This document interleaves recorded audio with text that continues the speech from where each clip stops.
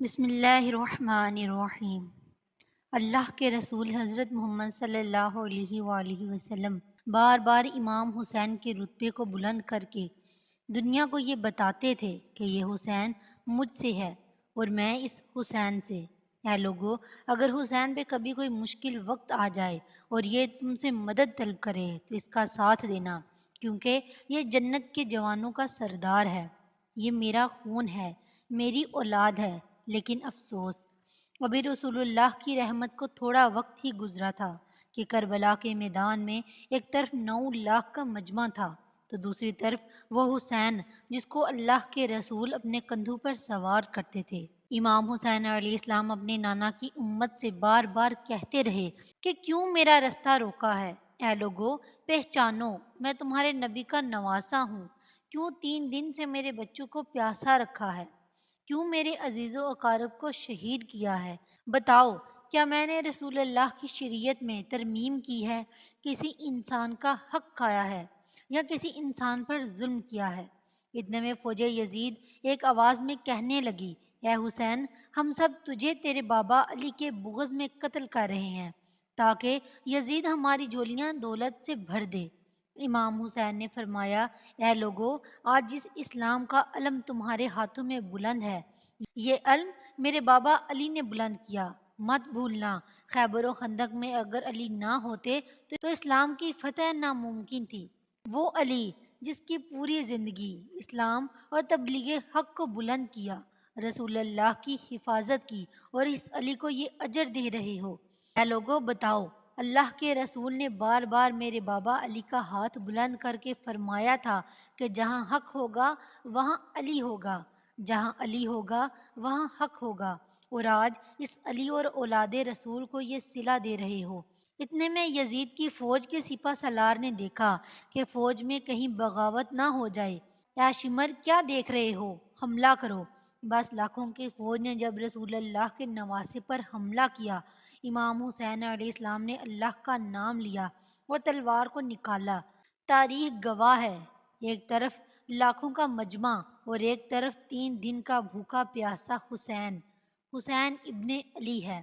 زمین پر اس طرح کی جنگ پہلے کبھی نہیں دیکھی گئی تھی کہ تنہا انسان لاکھوں کے مجمع کو اس طرح سے فنا کر رہا ہے۔ امام حسین فوجی شہید سے مخاطب ہو کر فرماتے ہیں، 3 دن کے بھوکے کی جنگ دیکھو، 3 دن کے بعد پیاسے کی جنگ دیکھو، رسول کے اس نواسے کی جنگ دیکھو، اس کی جنگ دیکھو جس کا جوان بھائی مارا گیا، جس کے جوان بیٹے کو نظروں کے سامنے قتل کیا گیا، جس نے اپنے ہی ہاتھوں سے اپنے بچے کی قبر بنائی۔ امام حسین شیر کی طرح فوج یزید سے لڑ رہے ہیں۔ اتنے میں آواز غیب آتی ہے، حسین، تیرا اللہ تجھ سے راضی ہو۔ بس صدا کا سننا تھا۔ امام حسین علیہ السلام نے اپنی ذوالفقار کو تھام لیا۔ اتنے میں عمر بن سعد کہتا ہے کہ شمر، کیا دیکھ رہے ہو؟ یہ علی کا شیر ہے، اس کو مات دینا ناممکن ہے۔ جاؤ، خیموں کو آگ لگا دو۔ بس کچھ ظالموں نے بیویوں کے خیموں کو آگ لگا دی اور کچھ امام حسین کو دور سے تیر مارنے لگے۔ امام حسین کبھی بیویوں کے خیموں کی طرف بڑھتے، کبھی فوج کی طرف جاتے۔ عمر بن سعد اور شمر نے فوج کو 4 حصوں میں تقسیم کر دیا اور یہ کہا کہ کوئی بھی حسین کے قریب نہ جائے، جس کے پاس جو چیز ہے وہ دور سے حسین کو مارے۔ جس کے پاس نیزہ تھا اس نے نیزہ مارا، جس کے پاس تیر تھا وہ تیر مارتا رہا، جس کے پاس برچیاں تھیں وہ برچیاں مارنے لگا۔ تاریخ نے لکھا، جس کے پاس مارنے کے لیے کچھ نہ تھا وہ کربلا کی گرم زمین سے مٹی اٹھا کے امام حسین کی طرف پھینکتا رہا۔ امام حسین کے جسم مبارک میں ہزاروں زخم لگ گئے۔ آپ کے جسم پر اتنے تیر تھے کہ آپ کا جسم مبارک نظر تک نہیں آ رہا تھا۔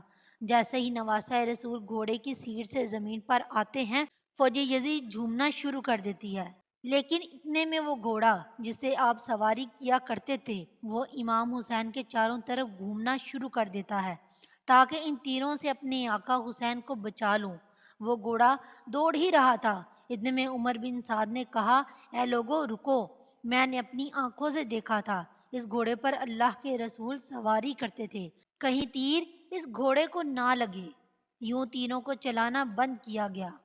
افسوس ہے، ان لوگوں کو اس گھوڑے کا احترام معلوم تھا۔ جس پر رسول اللہ سواری کیا کرتے تھے، لیکن اس حسین کا احترام بھول چکے ہیں جن کو اپنے کندھوں پر سوار کر کے امت کو دکھایا کرتے تھے۔ بس امام حسین علیہ السلام زمین کربلا پر اپنا سر رکھ کر اللہ کا شکر ادا کر رہے ہیں، اور وہاں یزید کے مختلف سپاہی امام حسین کا سر کاٹنے کے لیے قریب آتے ہیں۔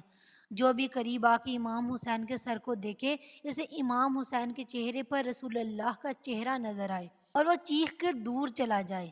اتنے میں شمر کہنے لگا، یہ کام مجھ سے ہی ہونا ہے۔ جیسے ہی شمر نے خنجر امام حسین کے گلے پر رکھا تو وہ دیکھے کہ امام حسین کے لب ہل رہے ہیں۔ اس نے سوچا، ہم نے حسین کا پورا خاندان قتل کر دیا، دن تک حسین کے بچوں کو پیاسا رکھا، شاید حسین ہمیں بد دعا دے رہے ہوں گے۔ سننے کے لیے کان قریب کیے تو کیا سنا کہ امام حسین علیہ السلام اللہ کے دربار میں اللہ کی نعمتوں کا شکر ادا کر رہے ہیں۔ اللہ تیرا شکر ہے کہ اس عظیم امتحان کے لیے تو نے اس حسین کو چنا۔ اتنے میں امام حسین نے آنکھیں کھولی اور شمر سے کہا، اے شمر، کیا تو نہیں جانتا میں رسول اللہ کا نواسا ہوں، جنت کا سردار ہوں، حق پہ ہوں، بے جرم ہوں؟ شمر نے کہا، ہاں مجھے معلوم ہے۔ پھر آپ نے فرمایا، تو کیوں قتل کر رہے ہو؟ شمر نے کہا، تاکہ یزید میری جھولیاں دنیاوی دولت سے بھر دے۔ شمر یہ کہتے کہتے امام حسین کا گلا کاٹتا رہا۔ فوج یزید مسلسل جھومتی رہی۔ امام حسین کا سر قلم ہونے کے بعد سادات کو لوٹا گیا۔ بی بی سکینہ کو تمانچے مارنے لگے، رسول اللہ کے نواسیوں کے سروں سے چادروں کو لوٹ لیا اور امام حسین کے جسم مبارک کی توہین کرنے لگے۔ تاریخ نے لکھا کہ امام حسین کے جسم پر جو جو چیزیں تھیں ان کو لوٹنے لگے۔ اتنے میں ایک شخص امام حسین کے جسم کے قریب آیا۔ امام حسین کے ہاتھ میں ایک انگوٹھی پہنی تھی، اتارنے کی کوشش کی، نہ اتری۔ وہ ظالم انگلی کاٹ کے انگوٹھی لے گیا۔ آپ کا جسم مبارک کو رسیوں سے باندھ کے کربلا کی گرم زمین پر ادھر سے ادھر گھمایا گیا۔ اتنے میں عمر بن سعد نے کہا، اے شمر، حسین اور ان کے ساتھیوں کی لاش کا وہ حشر کرتے ہیں کہ رہتی دنیا تک کوئی بھی یزید کے خلاف آواز نہ اٹھائے۔ سب کے جسم سے سروں کو کاٹ لو اور سب کی لاشوں کو پامال کر دو۔